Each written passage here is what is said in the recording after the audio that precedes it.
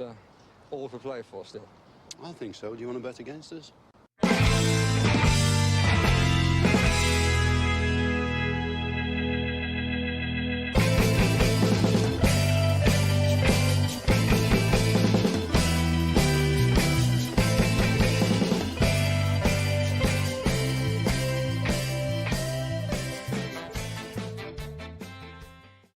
Good morning, everyone, and welcome to For the Love of Paul McGrath podcast. And we're still looking at Australian time for the moment, and that is because I'm joined by the wonderful Mark Holmes. And Mark is an Aston Villa fan based in Australia, and he was at the United game at the weekend, and he was at the Leeds game, and he's going to come and he's going to talk to us about the buzz that was in Australia around Aston Villa, and do a little bit of a debrief of the tour so far. Firstly, Mark, very, very welcome to the podcast.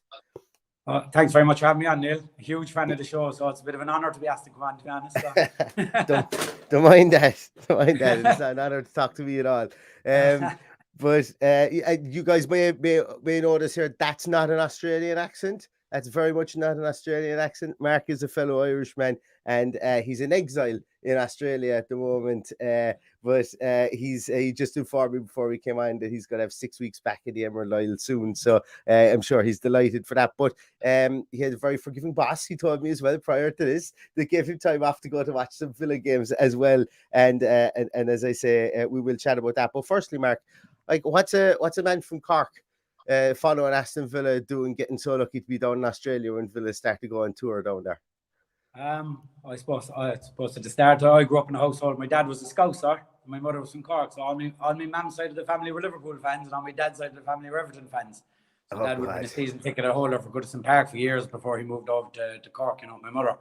I don't know. I suppose then I just started like going to school. Probably you know yourself, Neil. Most fellas were Liverpool and Man United fans, and the year that Villa were fighting United to win for the first year in the Premier League, I think I just went a bit against the grain, because everyone was supporting United, and then we beat them in the Coca-Cola Cup the following year, and then the love just really took off from there, Yeah, and I think that 94 Coca-Cola Cup final, I think there's a lot of Irish Villa fans that can pinpoint their love for Aston Villa for that win, and I suppose it just goes to show as well that winning breeds a new breed of fandom as well, specifically within the younger generation, and hopefully our brilliant win in the Queensland Champions Cup will breed that love and that fire down in Australia for Aston Villa as well. I think with the 94, the Coca-Cola Cup, I think as well, you have to remember too, that rolled into the 94 World Cup. So you had Paul McGrath, Steve Staunton, Andy Towns and Ray Houghton. Yeah. So it was a couple of months there where Villa was really prominent, so I think that would have grown a lot of fans. But it was a year before I started following them, but that's where I kind of grew, the love from it. Yeah. Yeah, so messed around in Ireland for a few years, and then when I was 23, 14 years ago, 2008, I jumped on a plane and went travelling, and my mate came out here before me, and I was going to book a return ticket, and he was like, "Don't even bother, you won't go home." So he was right.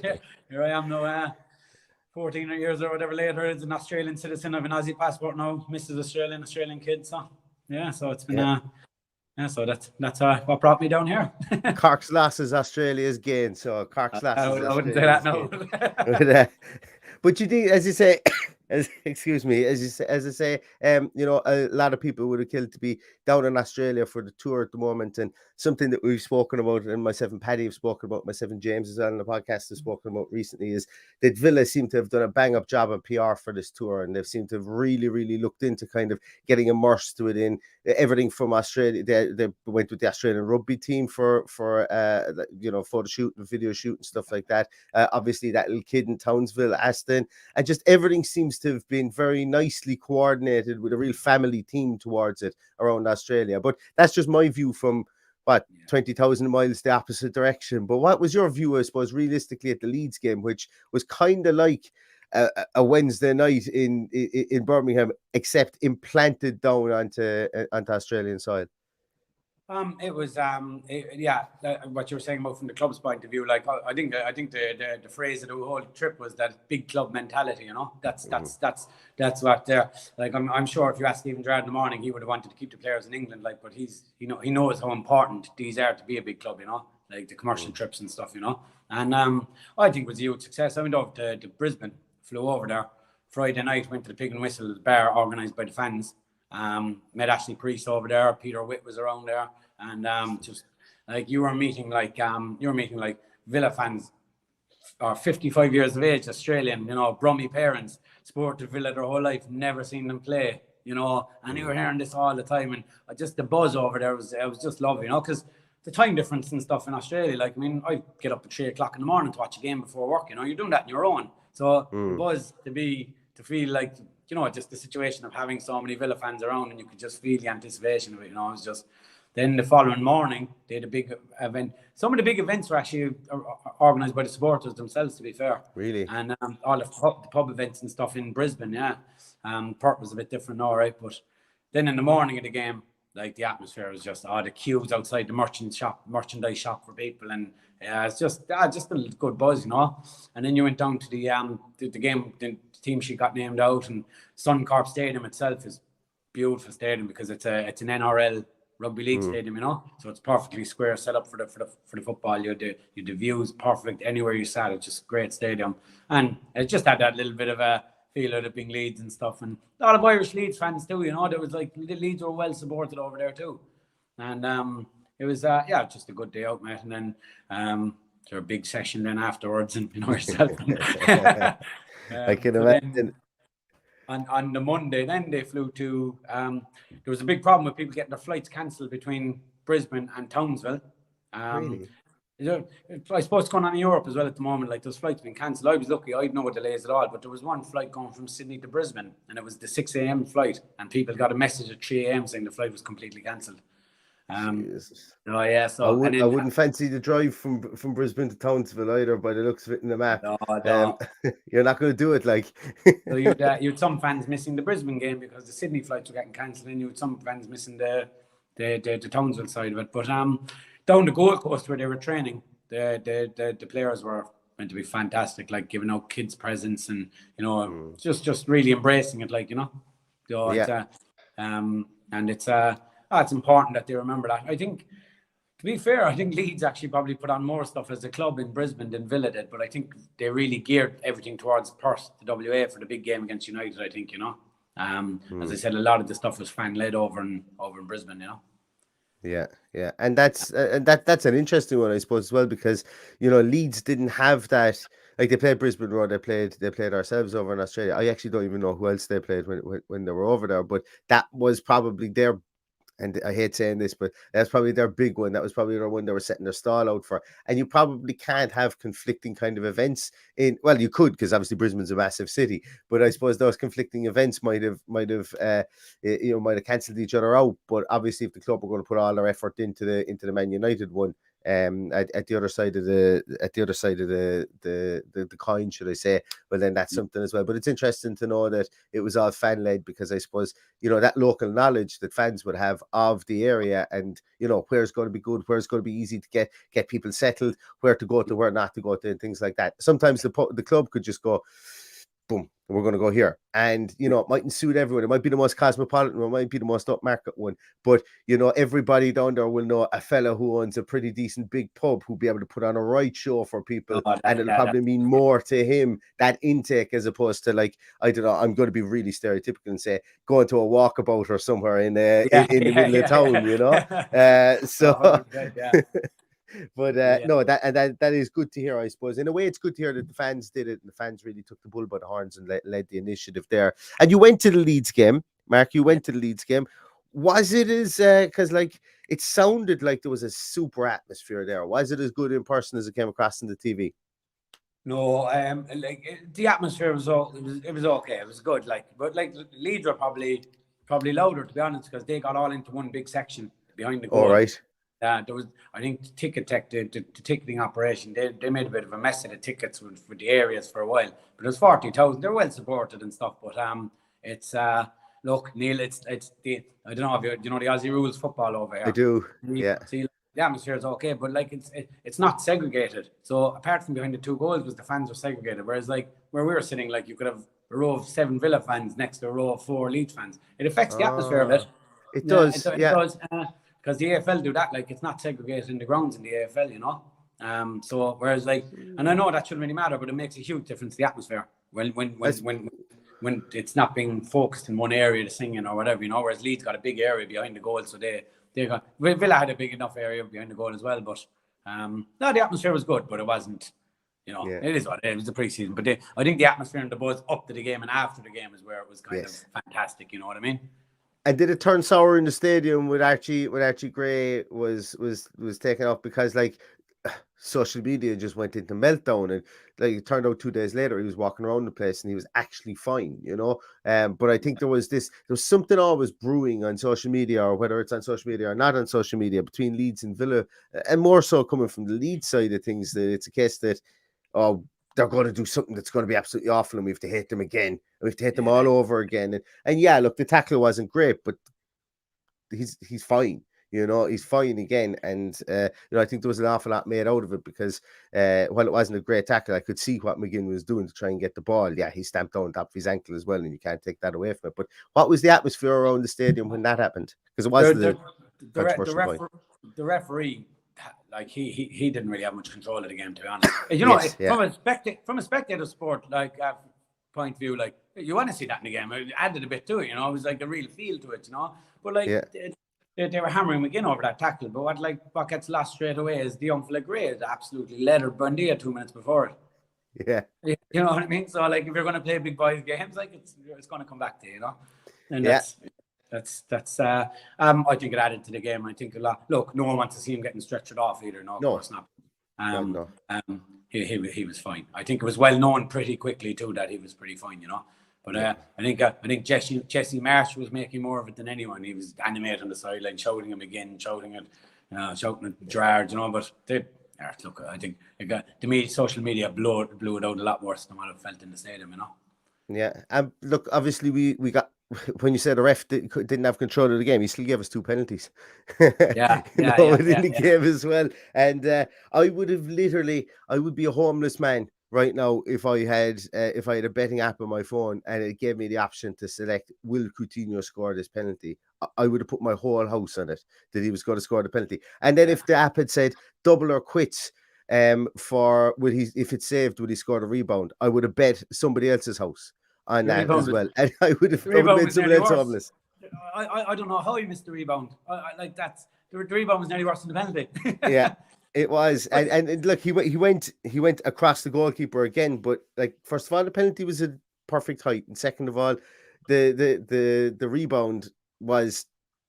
It was neither here nor there, right? He went across the goalkeeper. He didn't go across far enough. But look, as I say, it didn't really affect the outcome of the game. But what was it like seeing him, I suppose, in the flesh? Like, because when I went over to see him in Norwich, I was really looking forward to it. But he had a kind of, I won't say the poor game. He had a kind of a lackluster game, and a kind of he sparkled for bits and pieces in that Leeds game. But you know, for me, when I want to see Coutinho, specifically see him in the flesh, I'm expecting to see stuff that I haven't seen before. What was your view on him? You can see the positions he picks up very good, you know. Like, I mean, he's very patchy, like, you know, like he does some brilliant stuff, like, but like he's not doing brilliant for 45 minutes. He's in and out of the game. He set up a chance there for Watkins. He was onto it on a flash. One of the centre backs, not sure which one slipped. He took the ball, gone. Watkins missed the 1-1. I said, right, I'm definitely at a Villa game. I'm definitely at a Villa game anyway. Like he had so much time and space to finish that. He just went the wrong option. He went high, but the piece of play for it was just fantastic. Yeah. And there was a little passage of play, 1-2 between himself, Kamara, I think, and maybe Bailey, where he shimmied and let it run. It was a brilliant piece of football. Apart from those 2 or 3 bits, he was just there, you know. He's just part of the game, but he wasn't spectacular or he wasn't bad or spectacular. He had a couple of really good moments, but you expect, you know, for the hype around him, you expect him to be controlling the game. I thought Kamara was exceptional in that first half. He controlled the game, you know. He like for those first 45 minutes, I was like, right, Kamara, this is exactly the kind of guy we've been missing, you know. Yes. And Bailey as well. Bailey, I thought was just, he's brilliant to watch, like. Yeah, yeah, a bit of get your bum off the seat kind of a situation with his pace and the fact that he's a direct runner. And, I thought he was good against Walsall as well. And obviously we'll get onto the United game in a minute when he kind of came on and changed the game. And you were fortunate enough to be there to see it, shitty pitch and all.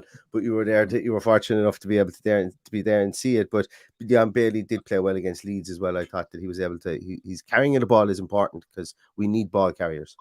Himself and Matty Cash, I think they look a threat down the side in that game against Leeds. I can't remember who was playing left back for Leeds at the time, but he was struggling against Leaf Davis, I think his name was. That's fun, yeah.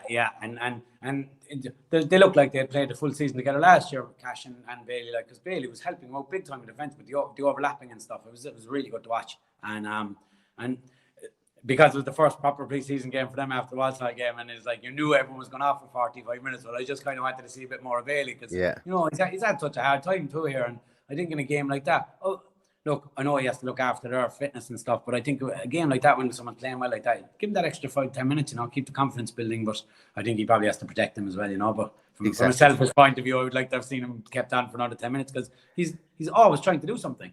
Yeah, and it may not come off, and as you say, he didn't have the best of seasons last season with injury and form-wise and stuff like that, but acclimatization to the Premier League isn't just flick a switch and you're there. No. He's coming from the German league. He was also coming back half injured from the Gold Cup or the goal, whatever I think it was. So there was all that as well. So the Leeds game, look, as I say, I think the Leeds game was one that it was a really enjoyable game to watch. I think both teams played a part in that. Also, I think the ref played a part in considering that fellas were out getting each other's faces, Diego Carlos and so on. But then you went on to the United game just yesterday as well, and you mentioned that the club put on a lot of what did the club actually do for that? Like, what was the club led activities? They kind of handed over the running of it to an events company, right? So the events company ended up on the Thursday night. The WA government and in association with this events company, they put on a night with Christian Purslow and Stephen Gerrard at a conference room. But those tickets just sold like that. I think it was $150, and that was like for your speeches and your dinner dance type thing, really good food, drink included. Apparently, now I don't know what truth is in it, but I heard a load of Liverpool fans snapped up the tickets. And I don't know if that's true or is that just a few Villa fans being bitter because they couldn't get a ticket. But it did sell out like that. It would just went the event and they started surfacing for a bit more expensive, and then it just completely sold out. So that was really hard to get tickets to. I know a couple of people who went and they said it was good, but really rushed, really done because they weren't long off the plane into Perth, I think, Yes. Yeah. And they came Friday. Then on the Friday in the raffles, now this is the thing I was disappointed I didn't make it because I had to work. And I thought it would be on a bit later in the evening, but it was on from 4 to 7 in the raffle. So for United, Villa, Palace and Leeds, the 4 teams that came over, they all got given a specific bar to be their host bar for the 3 or 4 days or whatever they're here. So the raffles got to host all the Villa events, another bar, the United, so on and so forth.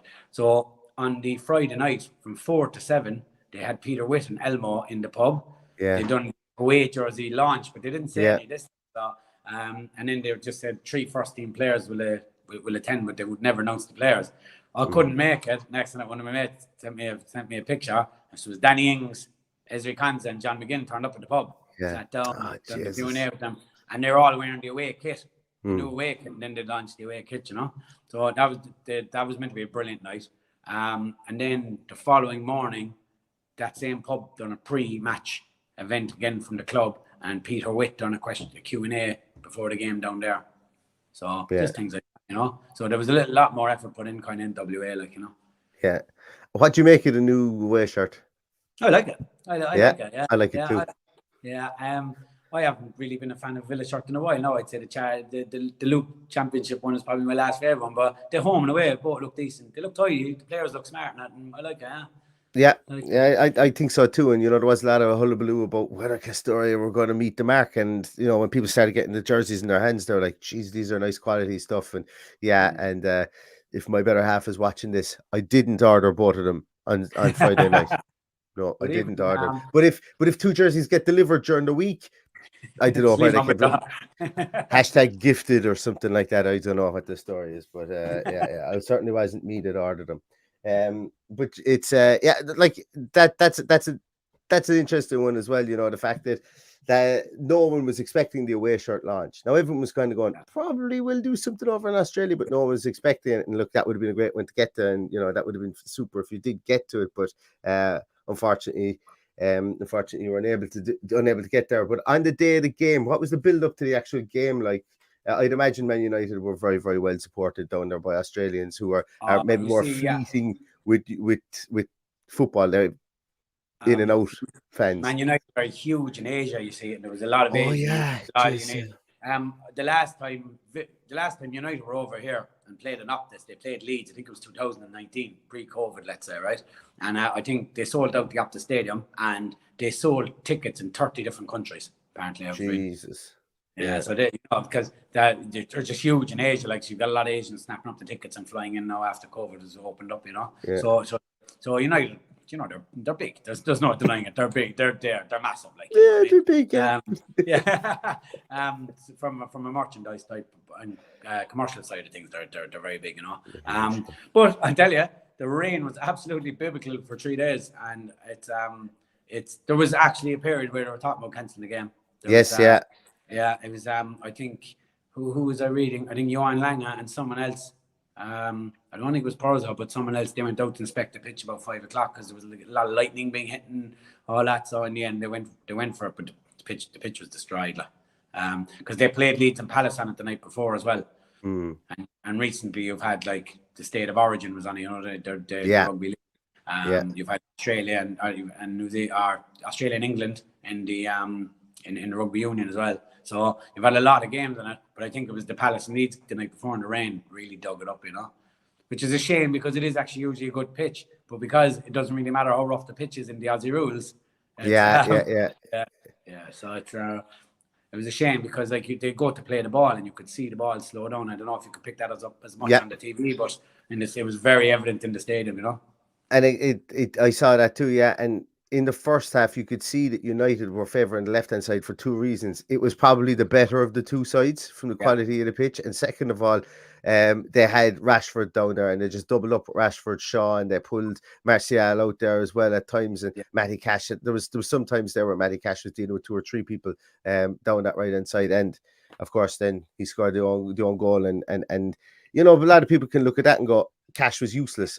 Cash had a very good first 35 minutes. He misplaced a couple of passes, and then the own goal happened, and then he just kind of but the own goal happened as well. It was like, as you said, biblical. It was torrential rain, and there was an image of Lindelof. He couldn't actually see where he was going to play it in front of him. He was kind of like this, the rain was just coming into his face. But on another day, if that ball comes across and Cash puts that up over the crossbar and it goes up for a corner, I think we're probably talking about him in a different way. But they're very much. It's not like they targeted him because they thought he was a weak link. I very much think that they played down that side of the field because it was potentially the better of the 2 sides of the field, if that makes sense, based on the quality of the side.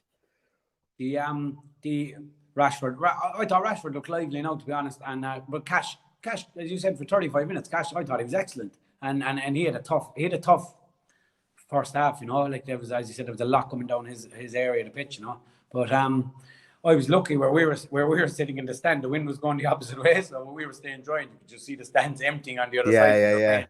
Absolutely, it was insane. Yeah. But the match itself. Yeah, I just thought we were poor enough in the first half, to be honest. United were far better than us in the first half. I mean, Fred was running the show, and Fred should not be running the show in the middle. No. Let's be honest, It's it comes back to a bit to Coutinho as well, like if he's not on the ball, he's not throwing in tackles, he's not closing down space, and that was the big difference when you see Buendia come on. Of course, he's not everything he does isn't right, but everything he does with effort, Yes. Like he wants to be there. He wants to make things happen. And it was just when Bailey, you could see even at half time there, like when they come out win, they were eager for that whistle to go when and Bailey, like they were moving, they were ready, and it just straight from the off, they looked a different team, Yeah. I hope that sends a message to the manager too, because it has to. Like Coutinho, we all want Coutinho in the team. We want a good Coutinho in the team, but he has to be able to be dropped as well if Buendia deserves the place, and it's not going to work if that doesn't happen, Exactly, yeah. And I know that Stephen Gerrard, even in the bits and pieces that we've seen or we've heard from him, he's spoken very glowingly of how Bailey has held himself in this, and same with Buendia and even Callum Chambers as well. He's spoken well of Callum Chambers too. But yeah, I think over the next few weeks, myself and Paddy will be having an awful lot of conversations about whether Watkins and Ings are actually are like, because it's not happening for the two of them together. We're 8 months down the line of Gerrard being in there and trying to play them in this system, and for me, it's not the Gerrard system. I think it's just these two, like Coutinho and Ings together. For me, I don't think you can have Coutinho and Ings in the same starting team. I think they slow it down way too much. Ings gets around the field, but I find him incredibly slow, and if himself and Coutinho get caught at the same side of the field, well, God bless the fullback who's there on trying to deal with a counter attack as well. And I thought that was apparent in the first half against Manchester United, specifically down that the United left wing when Luke Shaw, John McGinn was sucked into the centre as well, and Matty Cash was lamb for the slaughter for the last 10 minutes of the first half. I thought they very much got that going, but I think more so the biggest thing there is that like Ings was a 1-2 striker at Southampton, and we need to regain that form. Ollie Watkins obviously had a very, very good first season in the Premier League. Last season he was in and out, and we can't afford to have another season whereby we're not that we struggled for goals last season, but we can't afford to have another season whereby, you know, maybe we're just one element away, because last season we thought the number 6 was the element we were missing. And I know what you're saying. It was, and now we can't be talking about, oh well, if we only signed somebody like Luis Suarez in a free transfer. Don't kill me for that. I just couldn't think of any other striker that would have been out there that would be readily available that has been linked with Aston Villa at this moment in time. And don't come at me with the Victor Ornstein or whatever his name is from Napoli and all these big guns, because Villa were never really linked with those guys. So that's the only reason I picked Luis Suarez. Sorry. Yeah, I was just going to say, you know Danny Ings though, like, you know, he's a finisher, right? Do you like, he is what he is. He's limited what he's going to do, but he'll score goals. Do you think we're creating enough chances for him? Genuinely, That's the thing, and that's why you can't have, because Ings is going to come and look for the ball. He's going to want to create his own chances, and if Coutinho is there as well, they get sucked into the same areas of the field, and that's why they're going to be slow on the break to get back, both of them. So when they're taking up the same amount of space, it creates so much more space for the counter attack, and that's what I meant with the two of them playing together. That they're kind of hovering around the same areas, and it's creating issues. Creating issues for us when our transition from being an attacking team then back to defense, because John McGinn does pull centrally an awful lot, and he wasn't without blame, I think, for a lot of those counter attacks yesterday as well. So definitely the chance creation piece, the Ings nearly isn't patient enough, and he nearly kind of wants to take the bull by the horns himself, and then we get bogged down of having everyone in the same area of the field. For sure. Talk to me, Mark. So I suppose just to kind of, I'm just conscious of the time here, and I don't want to take up all your day, but talk to me about who you think, and I think we've probably already just came across maybe one of the winners and one of the losers of the tour, but talk to me about who you feel were the winners and losers from the Aston Villa point of view. And we didn't even get to talk about some of the kids, so bring those up if you feel that they're... I think definitely Bailey, as we said. Buendia, I think, should be, but whether he will be is another thing, because I don't know what he has to do to get in the team personally, or does Gerrard just want options off the bench? I suppose that's probably a thing as well, you know, because he does come on hungry. I thought Kessler Hayden was very good. He's actually really good to watch, and it was scary watching himself and Bailey on the same wing together the other day in full flight, the pace of the two of them. And I have a feeling he might be kept around this year, because I don't think Freddie Gilbert's got anywhere near the team, to be honest. No, it sounds like Gilbert wasn't even in the 25 yesterday. He wasn't even in the match day 25. So I think that he's not long for this road, Freddie Gilbert. And look, Ken Kessler-Hayden has all the talent in the world. I think it would still even be as beneficial for him to stay and learn behind Matty Cash. Like, Matty Cash is number one right back. I saw some things on social media last night. And he should be. He's not.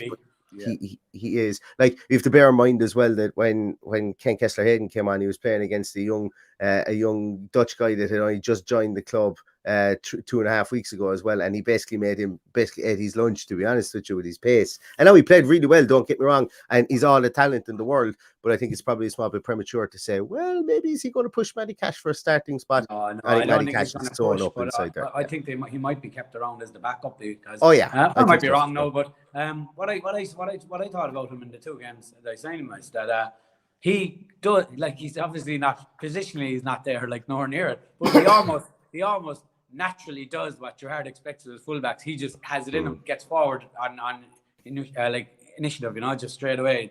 He's always looking to go forward, and like I just thought it was impressive. Like, he's not going to out Manny Cash, nor should he. But I was just very impressed watching him and Bailey just absolutely slice them apart with the speed, because we don't have that. We don't have pace in the team.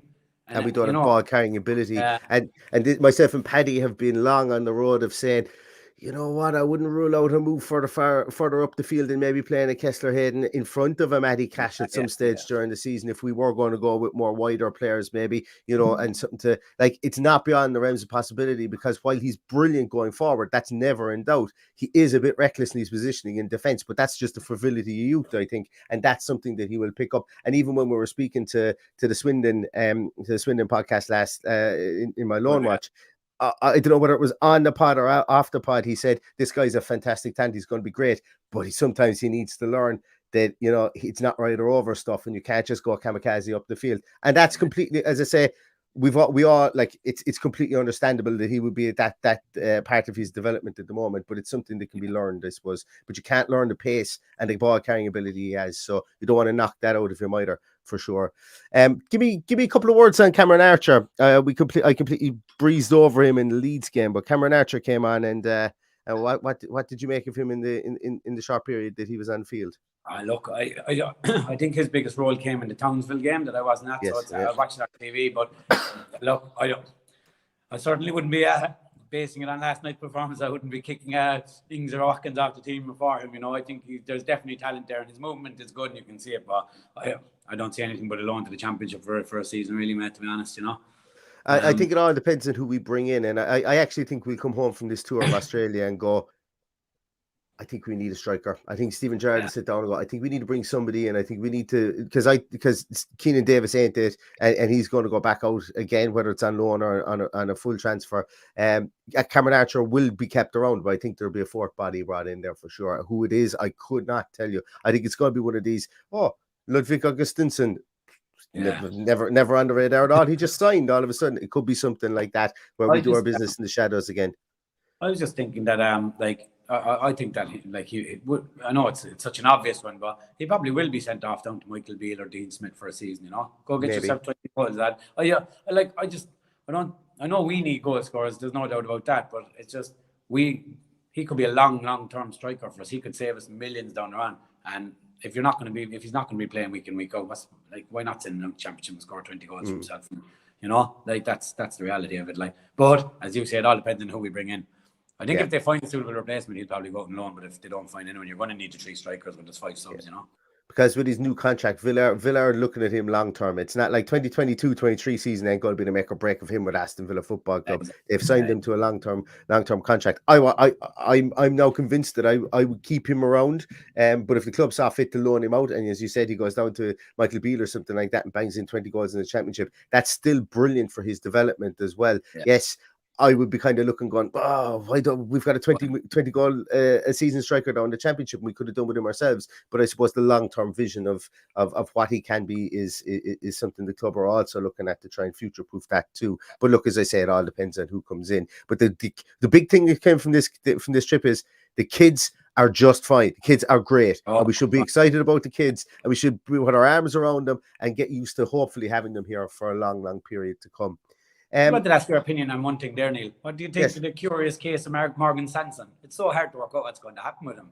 I thought he was brilliant yesterday. I thought he was really excellent. good. Even in the stadium, again, he was one of those lads who come on and he just wanted to do something. So it's hard to work just hard like him or not. It's I don't know. Well, if you think of it this way, so he got an opportunity to impress more so on this tour than somebody like a Bertrand Traore. So, and I know they're conflicting positions, that they don't play in the same position, but I wouldn't be surprised if Sanson stayed around regardless. But also, I do think that it's nailed on 100% that we're bringing in another central midfielder anyway, on top of that.